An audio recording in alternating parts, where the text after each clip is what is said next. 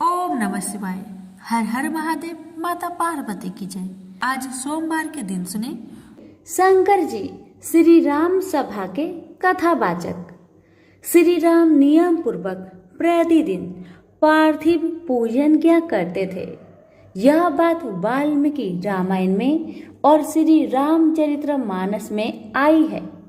उनके द्वारा श्री रामेश्वर की स्थापना वर्णन रामायण में किया जा चुका है। जब वे अयोध्या के राज सिंहासन पर आसीन हुए, एक बार पितरों का श्राद्ध करके ब्राह्मण भोजन करवा रहे थे। उस समय भगवान वृषभध्वज वहां पहुंच गए। वह स्वयं ही एक और बैठ गए और बोले, मुझे भी भोजन करना है। श्री लक्ष्मण ने आसन दिया। उनके सम्मुख स्वर्ण पात्र रखा। जो भी वे परोसते थे, भगवान परलयंकर एक ही ग्रास में समेटकर समाप्त कर देते थे। भरत और शत्रुघ्न भी परोसने में लग गए, किंतु जब साक्षात भगवान शिव भोजन करे, पात्र रिक्त हुए बिना कैसे रह सकता था। रघुनाथ अब तक हंसते हुए यह दृश्य देख रहे थे। अब उन्होंने अन्नपूर्णा का स्मरण किया।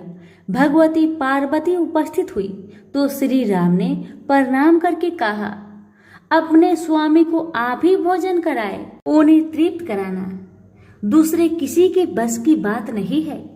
भगवती अन्नपूर्णा स्वयं पात्र के समीप खड़ी हो गई। अब उस पात्र का अंत अक्षय हो गया।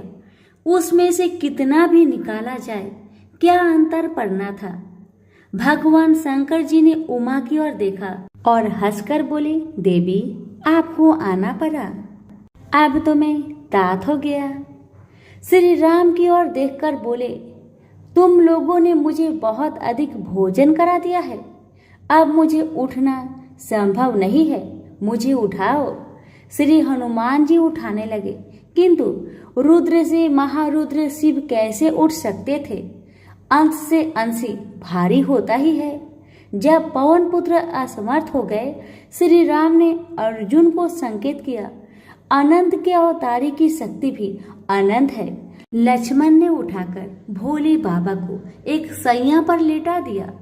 जो ब्राह्मण भोजन करने बैठे थे, वे बहुत देर प्रतीक्षा कर रहे थे, क्योंकि पंक्ति में जब तक सब भोजन ना कर ले, किसी को उठाना नहीं चाहिए। जब लक्ष्मण ने शिव को उठा दिया, ब्राह्मण भी उठ गए। लेटे लेटे ही आशुतोष ने आज्ञा दी, मेरा मुख हाथ धो दो।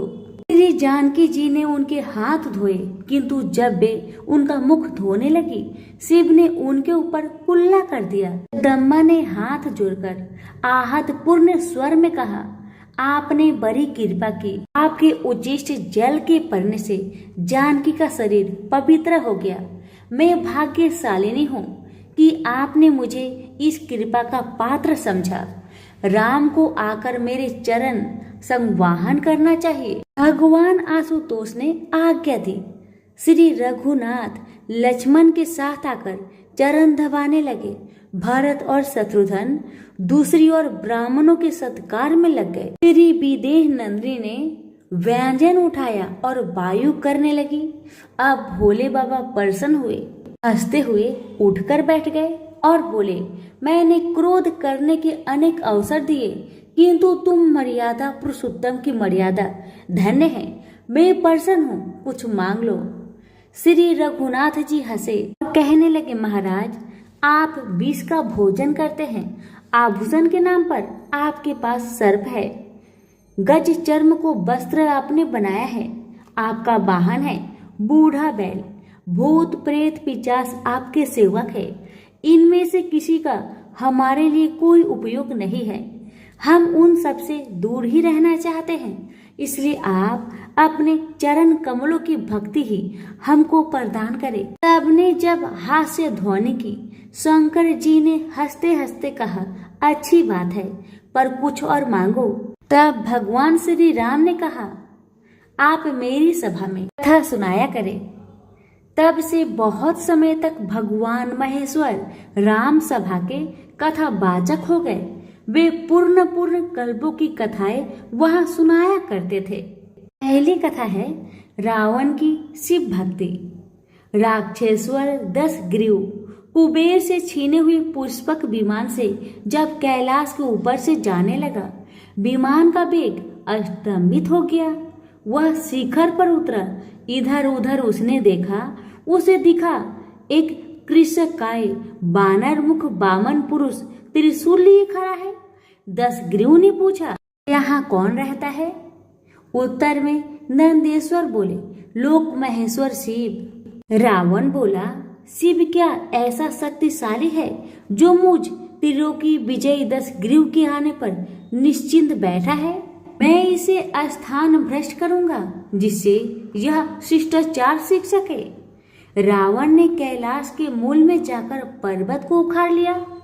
वह उसे अपने कंधों पर उठाकर फेंक देना चाहता था। जब पर्वत उठा रहा था तब देवी ने चौंककर भगवान शंकर का आलिंगन कर लिया। इससे भगवती उमा की ओर देखकर शशिमत सदाशिव ने अपने पादांगुष्ठ से पर्वत को दबा दिया। दशग्रीव का कंधा और सभी कर पर्वत के नीचे दब गए। वह उच्च स्वर से रुदन करता रहा, दीर्घ काल तक रोते रोते स्तुति करता रहा। अंततः जगदम्बा को उस पर दया आ गई। उन्होंने स्वामी से कहा, ये भी आपका शिशु है, आप इसे छोड़ दीजिए। भगवान शंकर ने पादांगुष्ठ पर्वत से उठा लिया। रावण मुक्त हो पर्वत के नीचे से निकला। धीरे से उसने पर्वत को यथा स्थान पर रखा। आप भी दीर्घ काल से दबे उसका कर और कंधा बहुत पीड़ा कर रहे थे। उसने कैलाश के सम्मुख तांडव प्रारंभ किया और स्तुति करता रहा। कहते हैं कि उसके तांडव पदाघात से वहां एक विशाल टेढ़ी मेढ़ी झील बन गई, जिसे राक्षस ताल कहा जाता है। इसके पश्चात उसने वहां अग्नि प्रज्वलित की और अपने सिरों को काटकर उसमें हवन करने लगा।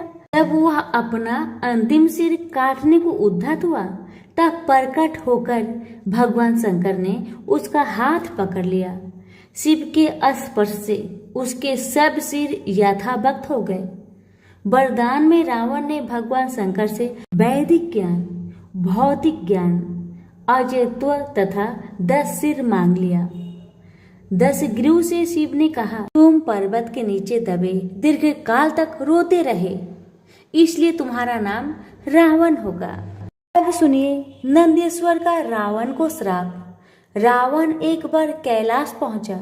द्वार पर नंदेश्वर को देखकर वह उनसे अपने पराक्रम की डिंग मारने लगा। नंदेश्वर ने कहा, भैया तुम भी शिवलिंग के पूजक हो और मैं भी, अतः हम दोनों समान हैं।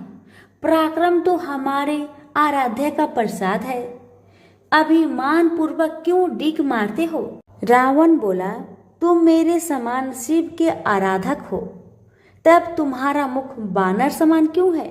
नंदेश्वर भगवान महेश्वर तो मुझे अपना सारूप्य प्रदान कर रहे थे, किंतु सेवक का स्वामी के समक्ष होना उचित नहीं है।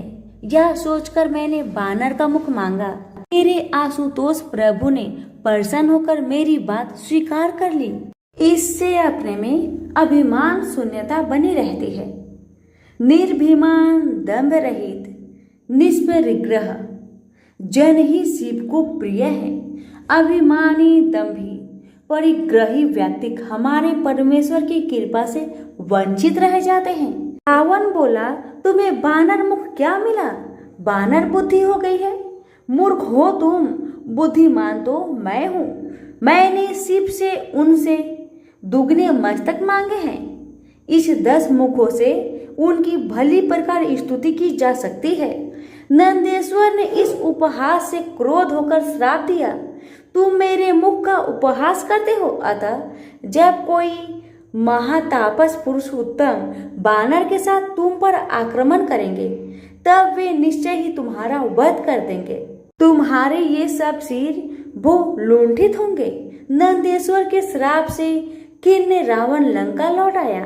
अब सुनिए गोपेश्वर शिव की कथा। भगवान शंकर भी बहुत विनोदी हैं। एक बार वे कैलाश से अकेले ही वृंदावन पधारे। शारदीय पूर्णिमा का महारास चल रहा था। शिव ने गोपी का भेष बनाया और उसमें सम्मिलित हो गए। श्री राधा ने तत्काल श्याम सुंदर के श्रवण के समीप मुख ले जाकर संकेत से सूचित करते हुए दिखलाया, यह श्याम मांग गोपिका मेरे परिकर की नहीं है। श्री कृष्ण हंसे। उन्होंने जाकर सीधे उस गोपी को प्रणाम किया। गोपेश्वर आप पधारे हैं तो कृपा करके अपने रूप में ही विराजे। हम सबको अर्चना का अवसर दीजिए। भगवान शंकर की वही पूजा हुई और तब से वे वृंदावन में गोपेश्वर लिंग के रूप में विद्यमान है। श्री कृष्ण द्वारा भगवान शिव की आराधना की कथा।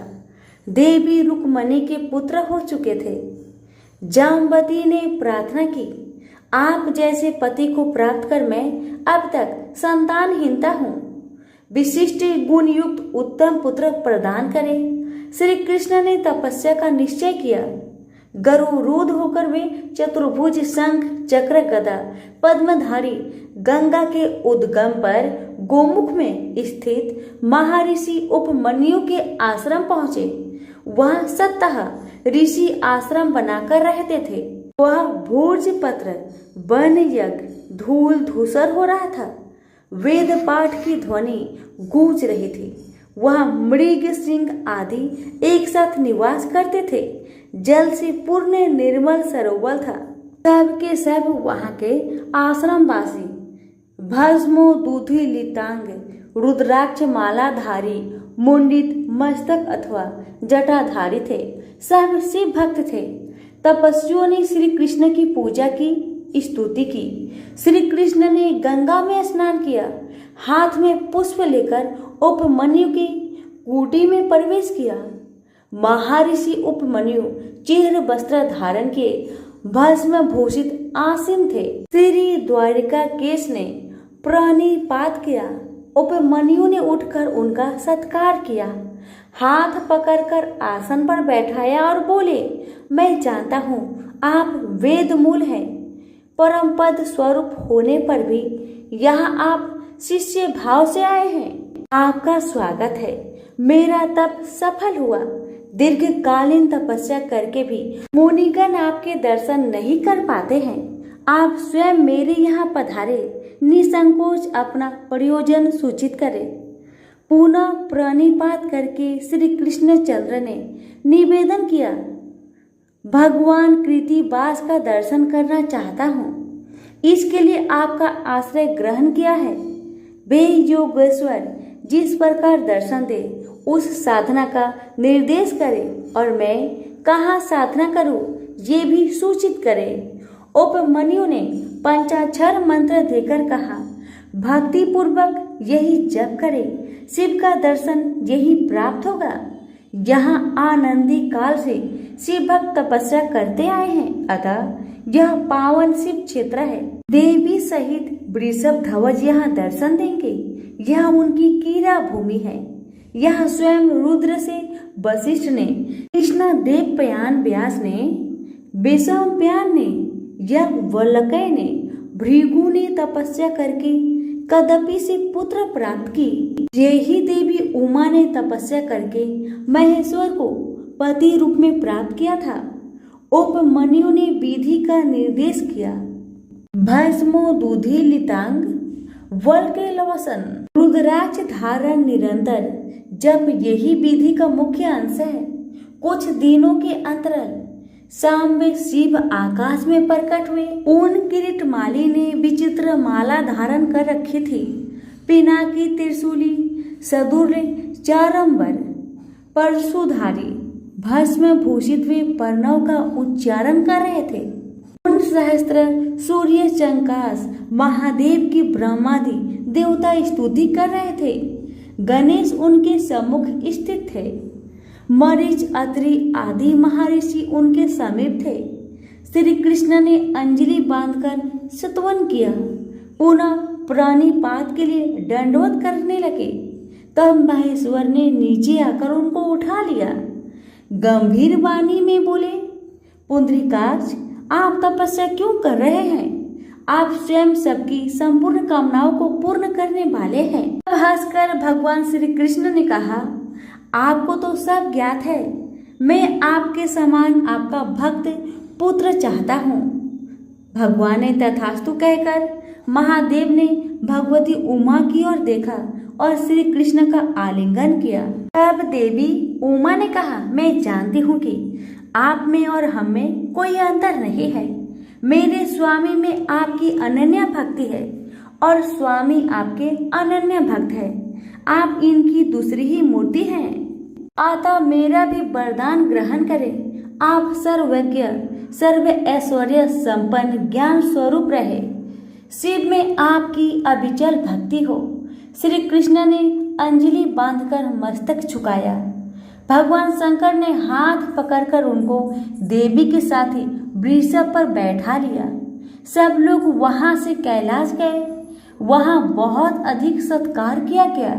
देवता, नाग, गंधर्व, कन्याएं वहां एकत्र हुए। शिव ने उनको श्री कृष्ण की सेवा में नियुक्त कर दिया।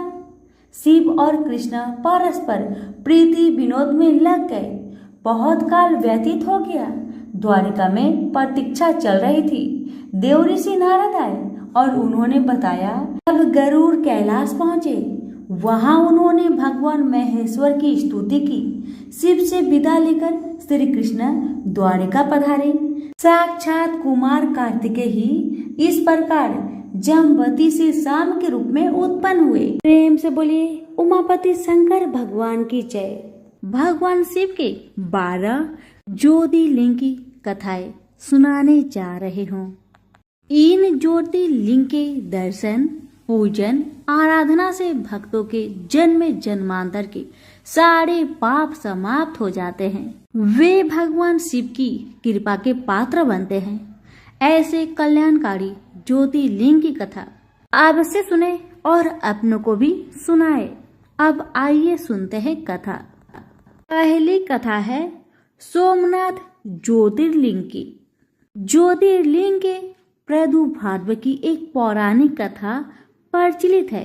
कथा के अनुसार राजा दक्ष ने अपनी 27 कन्याओं का विवाह चंद्रदेव से किया था। 27 कन्याओं का पति बनकर देव बेहद खुश थे। सभी कन्याएं भी इस विवाह से प्रसन्न थी। इन सभी कन्याओं में चंद्रदेव सबसे अधिक रोहिणी नामक कन्या पर मोहित थे। जब यह बात दक्ष को मालूम हुई तो उन्होंने चंद्रदेव को समझाया, लेकिन कोई लाभ नहीं हुआ। उनके समझाने का प्रभाव यह हुआ कि उनकी आसक्ति रोहिणी के प्रति और अधिक हो गई। यह जानने के बाद राजा दक्ष ने देव चंद्र को श्राप दे दिया कि जाओ, आज से तुम क्षय रोग के मरीज हो जाओ। श्राप बस देव चंद्र क्षय रोग से पीड़ित हो गए।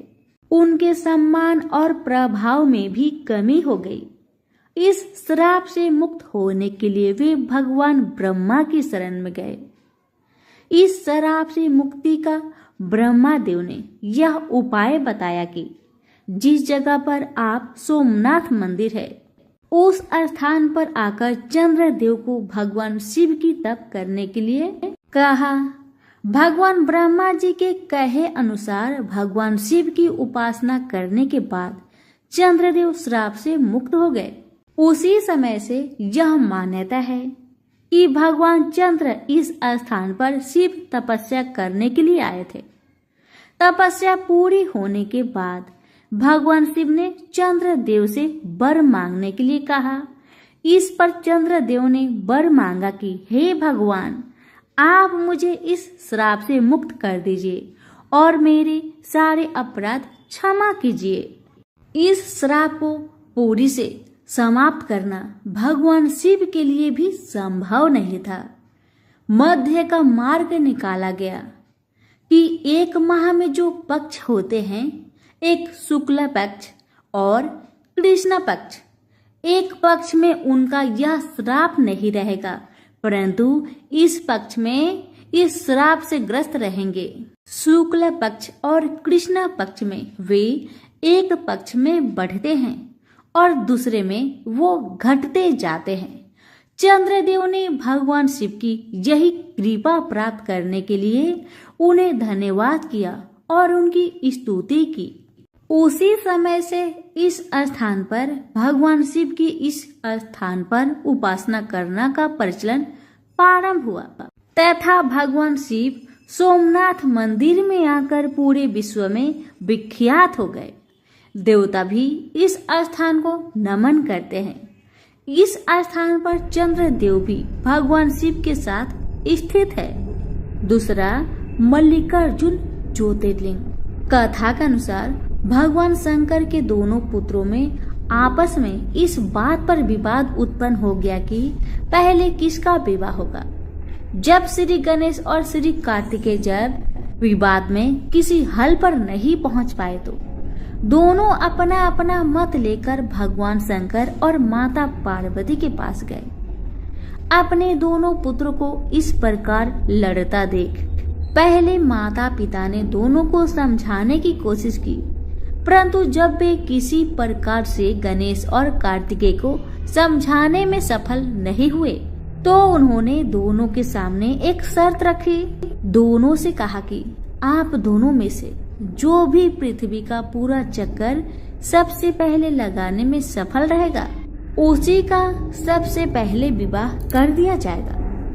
विवाह की यह शर्त सुनकर दोनों को बहुत प्रसन्नता हुई। कार्तिकेय का वाहन क्योंकि मयूर है इसलिए वे तो शीघ्र ही अपने वाहन पर सवार होकर इस कार्य को पूरा करने के लिए चल दिए।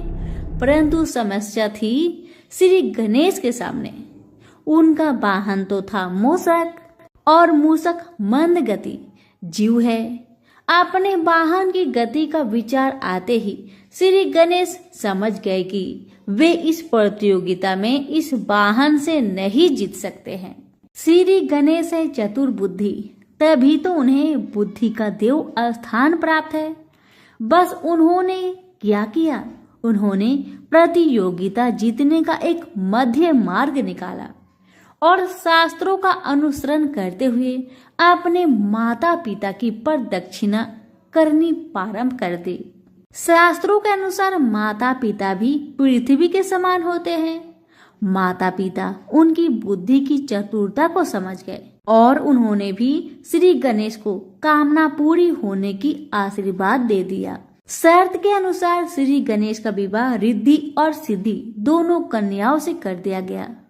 पृथ्वी की प्रदक्षिणा करके जब कार्तिकेय वापस लौटे तो उन्होंने देखा कि श्री गणेश का विवाह तो हो चुका है और वे शर्त हार गए। श्री गणेश की बुद्धिमानी से कार्तिकेय नाराज होकर श्री शैल पर्वत पर चले गए।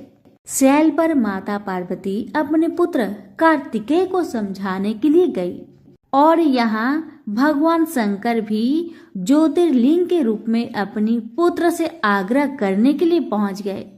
उसी समय से श्री शैल पर्वत पर मल्लिकार्जुन ज्योतिर्लिंग की स्थापना हुई और इस पर्वत पर शिव का पूजन करना पुण्यकारी हो गया। श्री मल्लिकार्जुन मंदिर निर्माण कथा। इस पौराणिक कथा के अलावा भी श्री मल्लिकार्जुन ज्योतिर्लिंग के संबंध में एक किंवदंती भी प्रसिद्ध है।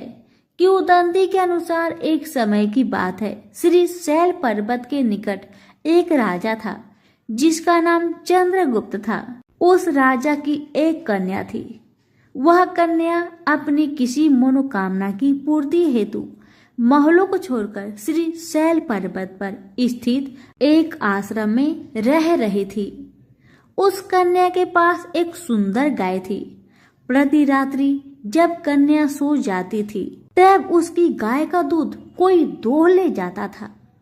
एक रात्रि कन्या सोई ही नहीं और जाकर चोर को पकड़ने का प्रयास करने लगी।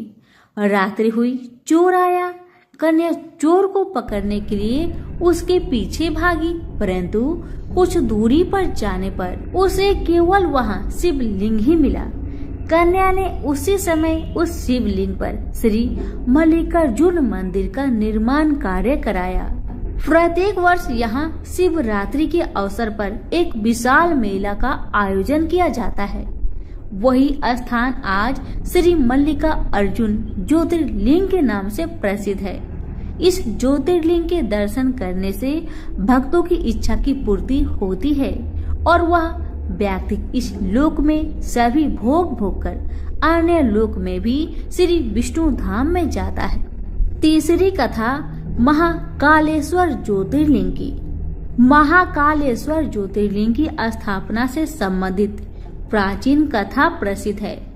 कथा के अनुसार एक बार अवंतिका नाम के राज्य में राजा वृषभ सेन नाम के राजा राज्य करते थे। राजा वृषभ सेन भगवान शिव के अनन्य भक्त थे। अपनी दैनिक दिनचर्या का अधिकतर भाग वे भगवान शिव की भक्ति में लगाते थे। एक बार पड़ोसी राजा ने उनके राज्य पर हमला कर दिया। राजा वृषभ सेन अपने साहस और पुरुषार्थ से इस युद्ध को जीतने में सफल रहा। इस पर पड़ोसी राजा ने युद्ध में विजय प्राप्त करने के लिए अन्य किसी मार्ग का उपयोग करना उचित समझा। इसके लिए उसने एक असुर की सहायता ली। उस असुर को अदृश्य होने का वरदान प्राप्त था। राक्षस ने अपनी अनोखी विद्या का प्रयोग करते हुए अवंतिका राज्य पर अनेक हमले की। इन हमलों से बचने के लिए राजा वृषभ सेन ने भगवान शिव की शरण लेनी उपयुक्त समझी। अपने भक्त की पुकार सुनकर भगवान शिव वहां प्रकट हुए और उन्होंने स्वयं ही प्रजा की रक्षा की।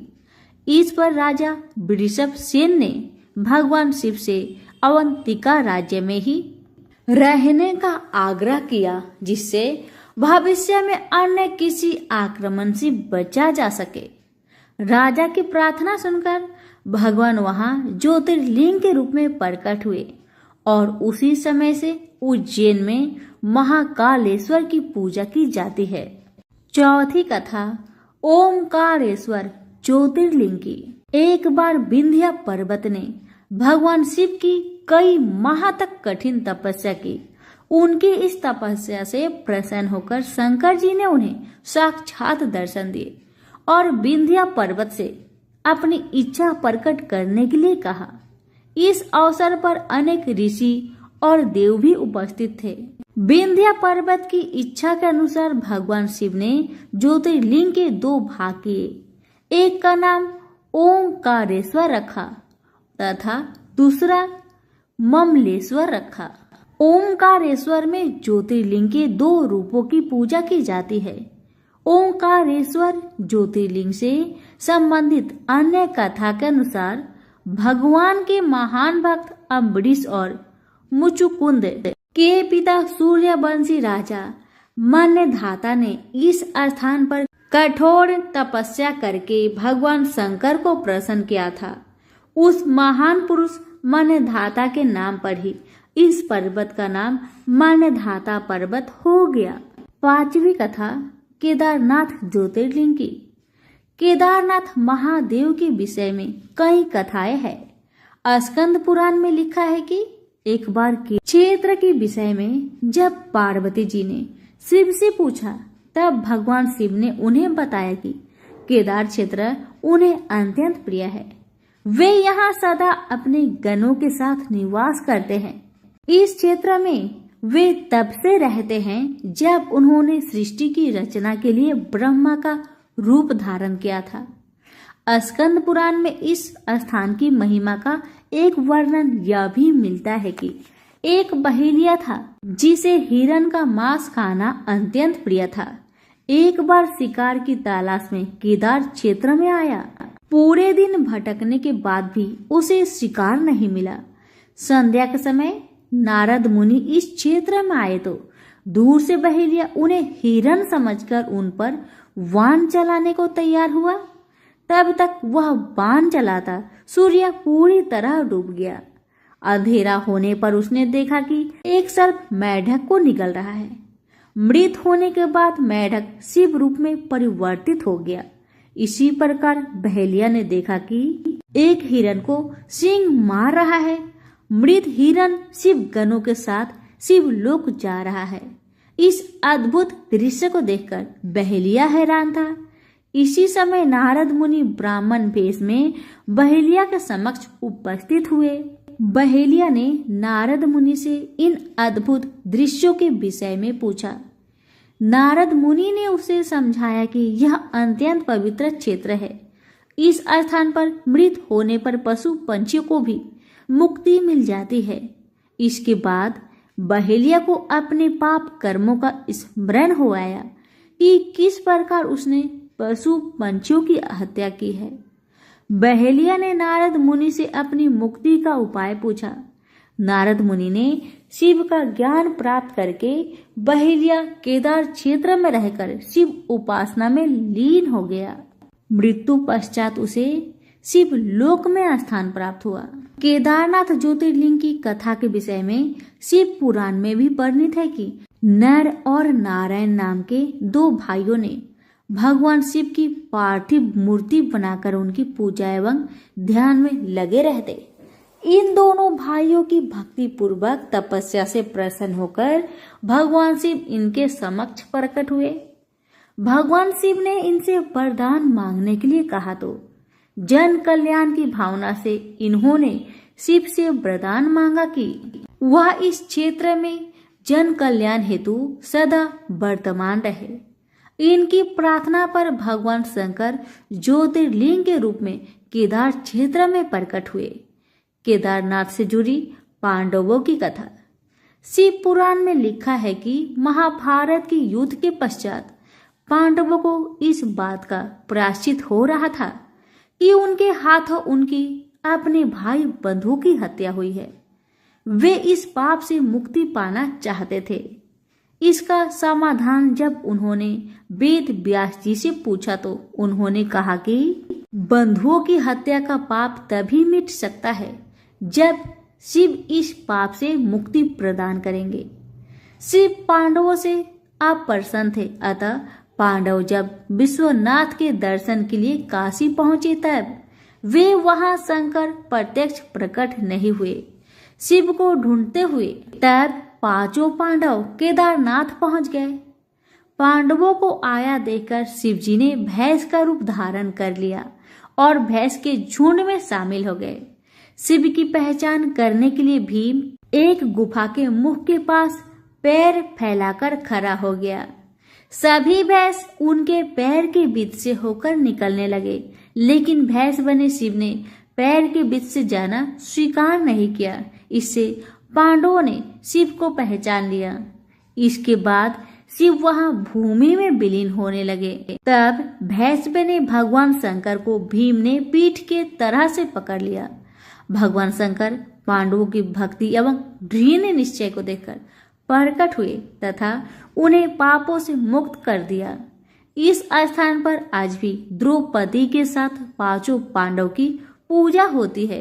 यहाँ शिव की पूजा भैंस के पृष्ठ भाग के रूप में तभी से चली आ रही है। छठी कथा भीमाशंकर ज्योतिर्लिंग की। भीमाशंकर ज्योतिर्लिंग का नाम भीमाशंकर किस कारण से पड़ा, इस पर एक पौराणिक कथा प्रचलित है। कथा महाभारत काल की है। महाभारत का युद्ध पांडव और कौरवों के मध्य हुआ था। इस युद्ध ने भारत में बड़े महान वीरों की क्षति हुई थी। दोनों ही पक्षों से अनेक महावीरों और सैनिकों को युद्ध में अपनी जान देनी पड़ी थी।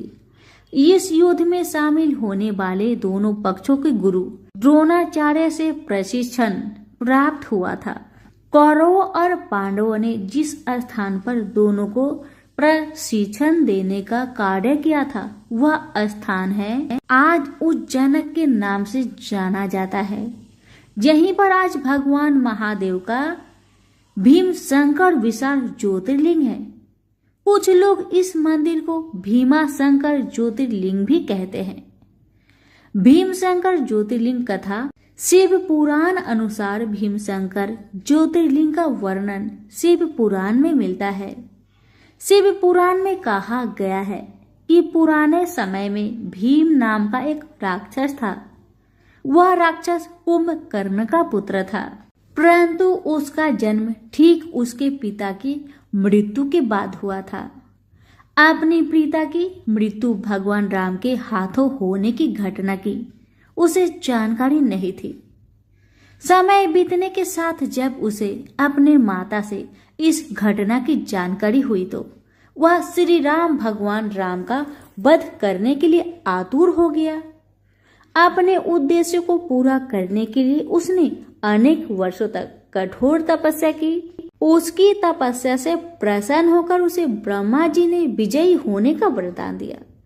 वरदान पाने के बाद राक्षस निरंकुश हो गया।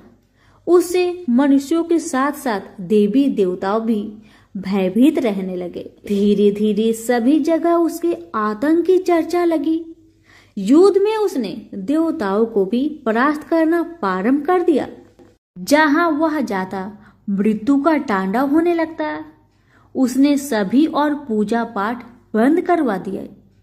अत्यंत परेशान होने के बाद सभी देव भगवान शिव के शरण में गए। भगवान शिव ने सभी को आश्वासन दिलाया कि वे इसका उपाय निकालेंगे। भगवान शिव ने राक्षस को नष्ट कर दिया। भगवान शिव से सभी देवों ने आग्रह किया कि वे इसी स्थान पर शिवलिंग रूप में विराजित हो। उनकी इस प्रार्थना को भगवान शिव ने स्वीकार किया और वे भीमा शंकर ज्योतिर्लिंग के रूप में आज भी यहाँ विराजित है। सातवीं कथा वैद्यनाथ ज्योतिर्लिंग की। पौराणिक कथाओं के अनुसार यह ज्योतिर्लिंग लंकापति रावण द्वारा यहाँ लाया गया था। इसकी एक बड़ी ही रोचक कथा है। रावण भगवान शंकर का परम भक्त था। शिव पुराण के अनुसार एक बार भगवान शिव को प्रसन्न करने के लिए रावण हिमालय पर्वत पर जाकर शिवलिंग की स्थापना करके कठोर तपस्या करने लगा। कई वर्षों तक तप करने के बाद भी भगवान शंकर प्रसन्न नहीं हुए। तब रावण ने शिव को प्रसन्न करने के लिए अपने सिर की आहुति देने का निश्चय किया। विधिवत पूजा करते हुए दशानन रावण एक एक करके अपने 9 सिरों को काटकर शिवलिंग पर चढ़ाता गया। जब 10वां सिर काटने वाला था तब भगवान शिव वहां प्रकट हुए और रावण को वरदान मांगने के लिए कहा। रावण को जब इच्छित वरदान मिल गया तब उसने भगवान शिव से अनुरोध किया कि वह उन्हें अपने साथ लंका ले जाना चाहता है। शिव ने रावण से कहा कि वह उसके साथ नहीं जा सकते। वह चाहे तो यह शिवलिंग ले जा सकता है। भगवान शिव ने रावण को वह शिवलिंग ले जाने को दे दिया, जिसकी पूजा करते हुए उसने 9 सिरों की भेंट चढ़ाई थी। शिवलिंग को ले जाते समय शिव ने रावण से कहा कि इस ज्योतिर्लिंग को रास्ते में कहीं भी भूमि पर मत रखना, अन्यथा ये वहीं पर स्थापित हो जाएगा। भगवान विष्णु नहीं चाहते थे कि यह ज्योतिर्लिंग लंका पहुंचे, अतः उन्होंने गंगा से रावण की पेट में सामने का अनुरोध किया। रावण के पेट में जैसे ही गंगा पहुंची, रावण के अंदर मूत्र करने की इच्छा प्रबल हो उठी। वह सोचने लगा कि शिवलिंग को किसे सौंपकर लघु शंका कर ले। तभी विष्णु भगवान एक ग्वाले के भेष में वहां प्रकट हुए। रावण ने उस ग्वाले बालक को देखकर उसे शिवलिंग सौंप दिया और जमीन पर न रखने की हिदायत दी। रावण जब मूत्र करने लगा, उसकी मूत्र की इच्छा समाप्त नहीं हो रही थी। ऐसे में रावण को काफी समय लग गया और वह बालक शिवलिंग को भूमि पर रखकर विलुप्त हो गया। रावण जब लौटकर आया तब लाख प्रयास करने के बावजूद शिवलिंग वहां से टस से मस नहीं हुआ। अंत में रावण को खाली हाथ लंका लौटना पड़ा। बाद में सभी देवी देवताओं ने आकर इस ज्योतिर्लिंग की पूजा की और विधिवत रूप से स्थापित किया। 8वीं कथा त्र्यंबकेश्वर ज्योतिर्लिंग की। त्र्यंबकेश्वर ज्योतिर्लिंग के संबंध में एक पौराणिक कथा प्रसिद्ध है। कथा के अनुसार गौतम ऋषि ने यहाँ पर तप किया था। स्वयं पर लगे गौ हत्या के पाप से मुक्त होने के लिए गौतम ऋषि ने यहाँ कठोर तपस्या की थी और भगवान शिव से गंगा नदी को धरती पर लाने के लिए वर मांगा था। गंगा नदी के स्थान पर जहाँ दक्षिण दिशा की गंगा कहीं जाने वाली नदी गोदावरी का यहाँ उसी समय उद्गम हुआ था। 9वीं कथा है काशी विश्वनाथ ज्योतिर्लिंग के संबंध में। एक पौराणिक कथा प्रचलित है।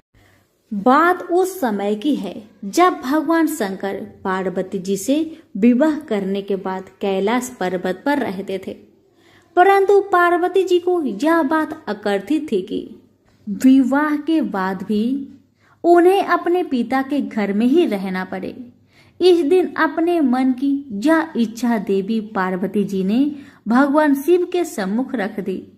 अपनी प्रिया की यह बात सुनकर भगवान शिव कैलाश पर्वत को छोड़कर देवी पार्वती के साथ काशी नगरी में आकर रहने लगे और काशी नगरी में आने के बाद भगवान शिव यहाँ ज्योतिर्लिंग के रूप में स्थापित हो गए।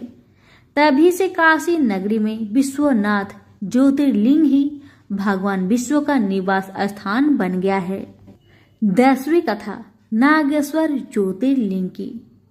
नागेश्वर ज्योतिर्लिंग के संबंध में एक कथा प्रसिद्ध है। कथा के अनुसार एक धर्म कर्म में विश्वास करने वाला व्यापारी था। भगवान शिव में उसकी अनन्य भक्ति थी। व्यापारिक कार्यों में व्यस्त रहने के बाद भी वह जो समय बचता उसे आराधना, पूजन और ध्यान में लगाता था।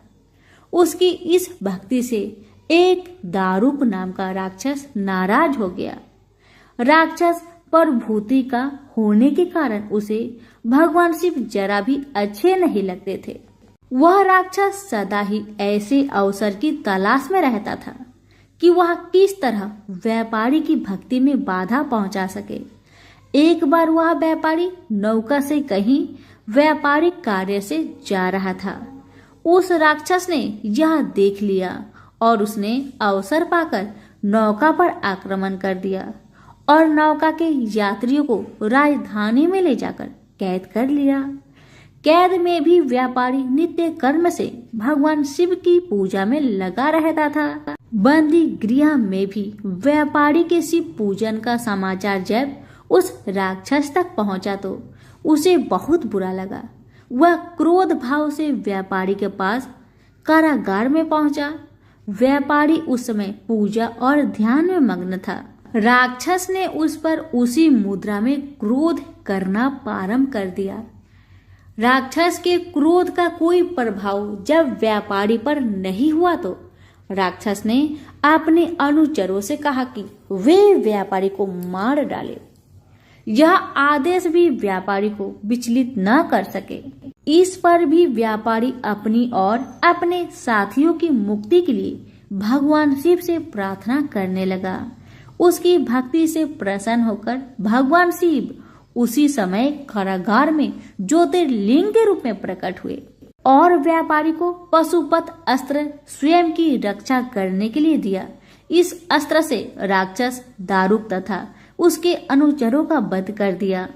उसी समय से भगवान शिव के इस ज्योतिर्लिंग का नाम नागेश्वर के नाम से प्रसिद्ध हुआ। 11वां कथा है रामेश्वर ज्योतिर्लिंग के विषय में। पौराणिक कथा है कि जब भगवान श्री राम माता सीता को रावण की कैद से छुड़ाकर अयोध्या जा रहे थे, उस समय उन्होंने मार्ग में गंध मैदान पर्वत पर रुककर विश्राम किया था। विश्राम करने के बाद उन्हें ज्ञात हुआ कि यहाँ पर ऋषि कुल सत्य कुल का नाश करने का पाप लगा हुआ है।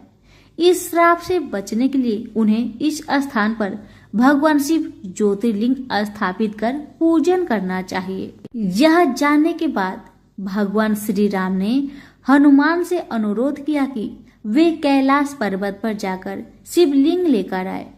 भगवान राम के आदेश पाकर हनुमान कैलाश पर्वत पर गए, परंतु उन्हें वहां भगवान शिव के दर्शन नहीं हो पाए। इस पर उन्होंने भगवान शिव का ध्यान पूर्वक जप किया, जिसके बाद भगवान शिव ने प्रसन्न होकर उन्हें दर्शन दिए और हनुमान जी का उद्देश्य पूरा किया। इधर हनुमान जी को तप करने और भगवान शिव को प्रसन्न करने के कारण देरी हो गई और उधर भगवान राम और देवी सीता शिवलिंग की स्थापना का शुभ मुहूर्त के लिए प्रतीक्षा करते रहे। शुभ मुहूर्त निकल जाने के डर से देवी जानकी ने विधि पूर्वक बालू का ही लिंग बनाकर उनकी स्थापना कर दी। शिवलिंग की स्थापना होने के कुछ पलों के बाद हनुमान जी शंकर जी से लिंग लेकर पहुंचे तो उन्हें दुख और आश्चर्य दोनों हुआ। हनुमान जी जिद करने लगे कि उनके द्वारा लाए गए शिवलिंग को ही स्थापित किया जाए। इस पर भगवान राम ने कहा कि तुम पहले से स्थापित बालू का शिवलिंग पहले हटा दो, इसके बाद तुम्हारा द्वारा लाए गए शिवलिंग को स्थापित कर दिया जाएगा। हनुमान जी ने अपने पूरे सामर्थ्य से शिवलिंग को हटाने का प्रयास किया, परंतु वे असफल रहे। बालू का शिवलिंग अपने स्थान से हिलने के स्थान पर हनुमान जी की लहूलुहान हो गए। हनुमान जी की यह स्थिति देखकर माता सीता रोने लगी और हनुमान जी को भगवान राम ने समझाया कि शिवलिंग को उसके स्थान से हटाने का जो पाप तुमने किया, उसी के कारण उन्हें यह शारीरिक कष्ट झेलना पड़ा। अपनी गलती के लिए हनुमान जी ने भगवान राम से क्षमा मांगी और जिस शिवलिंग को हनुमान जी ने कैलाश पर्वत से लेकर आए थे, उसे भी समीप ही स्थापित कर दिया गया। इस लिंग का नाम भगवान राम ने हनुमदेश्वर रखा। इन दोनों शिवलिंगों की प्रशंसा भगवान श्री राम ने स्वयं अनेक शास्त्रों के माध्यम से की है। आखिरी और 12वीं कथा है कृष्णेश्वर ज्योतिर्लिंग की। भारत के दक्षिण प्रदेश के देवगिरी पर्वत के निकट सुकर्मा नामक ब्राह्मण और उसकी पत्नी सुदेश निवास करते थे। दोनों ही भगवान शिव की परम भक्त थे, परंतु इनके कोई संतान न थी। इस कारण यह बहुत दुखी रहते थे, जिस कारण उनकी पत्नी उन्हें दूसरी शादी करने का आग्रह करती थी। अतः पत्नी की जोर देने सुकर्मा के अपनी पत्नी की बहन घुसमा के साथ विवाह कर लिया। घुसमा भी शिव भगवान की अनन्य भक्त थी और भगवान शिव की कृपा से उसे एक पुत्र की प्राप्ति हुई। पुत्र प्राप्ति से घुसमा का मान बढ़ गया, परंतु इस कारण सुदेश को उससे ईर्ष्या होने लगी। जब पुत्र बड़ा हो गया तो उसका विवाह कर दिया गया। यह सब देखकर सुदेहा के मन में और अधिक ईर्ष्या पैदा हो गई, जिसके कारण उसने पुत्र का अनिष्टा करने की ठान ली। और एक दिन रात्रि में जब सब सो गए तब उसने घुसमा के पुत्र को चाकू से मारकर उसके शरीर के टुकड़े कर दिए और उन टुकड़ों को सरोवर में डाल दिया, जहां पर घुसमा प्रतिदिन पार्थिव लिंग की विसर्जन किया करती थी। शव को तालाब में फेंककर वह आराम से घर आकर सो गई। रोज की भांति जब सभी लोग अपने कार्य में व्यस्त हो गए और नित्य कर्म में लग गए, तब सुदेहा भी आनंद पूर्वक घर के कामकाज में जुट गई। परंतु जब बहू नींद से जागी तो बिस्तर को खून से सना पाया तथा मांस के कुछ टुकड़े दिखाई दिए। यह भयानक दृश्य देखकर व्याकुल बहू अपने सास घुसमा के पास जाकर रोने लगी और पति के बारे में पूछने लगी और विलाप करने लगी। सुदेहा भी उसके साथ विलाप में शामिल हो गई ताकि किसी को उस पर संदेह न हो। बहू के क्रुंदन को सुनकर घुसमा जरा भी दुखी नहीं हुई और अपने नित्य पूजन व्रत में लगी रही। वह सुधर्मा भी अपने नित्य पूजा कर्म में लगे रहे। दोनों पति पत्नी भगवान पूजन भक्ति के साथ बिना किसी विघ्न चिंता के करते रहे। जब पूजा समाप्त हुई तब घुसमा ने अपने पुत्र की रक्त से भीगी सैया को देखा। यह विवातस दृश्य देखकर भी उसे किसी प्रकार का विलाप नहीं हुआ। उसने कहा कि जिसने मुझे पुत्र दिया है वही शिव उसकी रक्षा भी करेंगे।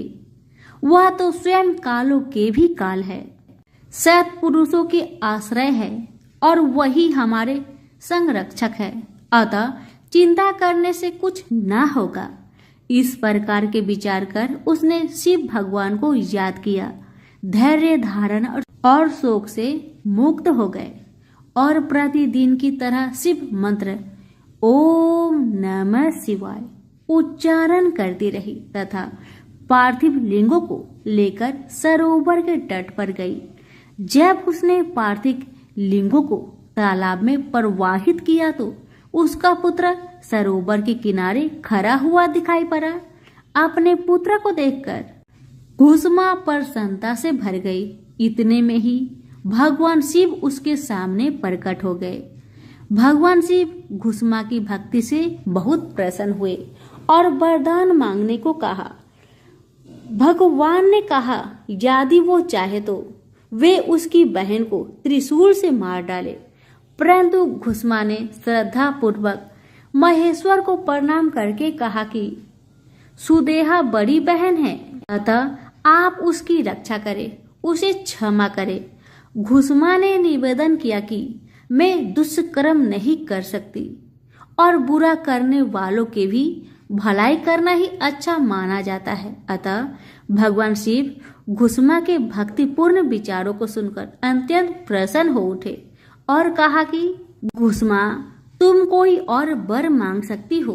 कुसुमा ने कहा हे महादेव, मुझे वर देना ही चाहते हैं तो लोगों की रक्षा और कल्याण के लिए आप यहीं सदा निवास करें। कुसुमा की प्रार्थना से प्रसन्न होकर शिव जी ने उस स्थान पर सदैव वास करने का वरदान दिया तथा तालाब के समीप ज्योतिर्लिंग के रूप में वहां पर वास करने लगे और घुसमेश्वर के नाम से प्रसिद्ध हुए। उस तालाब का नाम भी तब से शिवालय हो गया। प्रेम से बोलिए भोलेनाथ की जय हो। हमारी सुनाई हुई कथा अगर आपको अच्छी लगी हो तो इस कथा को लाइक और शेयर अवश्य करें और हमारे चैनल के साथ जुड़े रहे। धन्यवाद।